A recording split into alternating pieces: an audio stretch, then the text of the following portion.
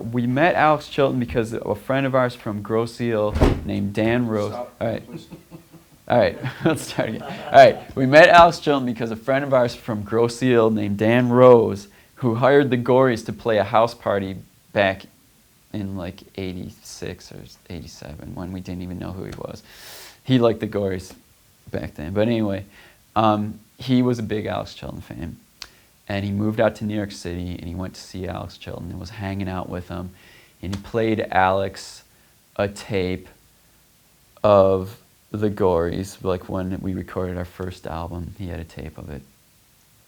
And Alex thought it was great. And he thought Alex was like, you know, these guys are doing for R&B what the Cramps did for rockabilly. You know, he's like, yeah, he goes, I'd love to work with these guys, help them out any way that I can. So he said, have somebody from the Gories call me. So I called Alex, and the first thing Alex said to me is, who's your drummer? And I was like, oh, it's this girl, Peggy O'Neill. You know, he's like, your drummer's great. Which is funny because Peg ended up moving to New Orleans and living with Alex for a while. So I thought that was kind of funny that was the first question. The first thing Alex ever said to me is, who's your drummer? But he said that, you know, I'm with this label in France called New Rose Records, and I think you guys would do well on that label, and you'd probably do well in Europe, and I want to get you hooked up with this label. So he did kind of help us get a deal with this French label, and which is funny because the Hysteric Narcotics used to always joke that they were big in France and all this stuff.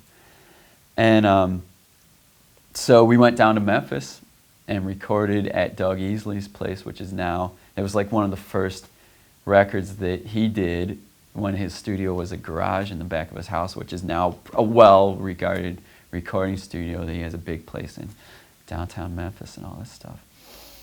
But that's how the Alex Chilton thing came about. And it's a pleasure to, you know him and have worked with him.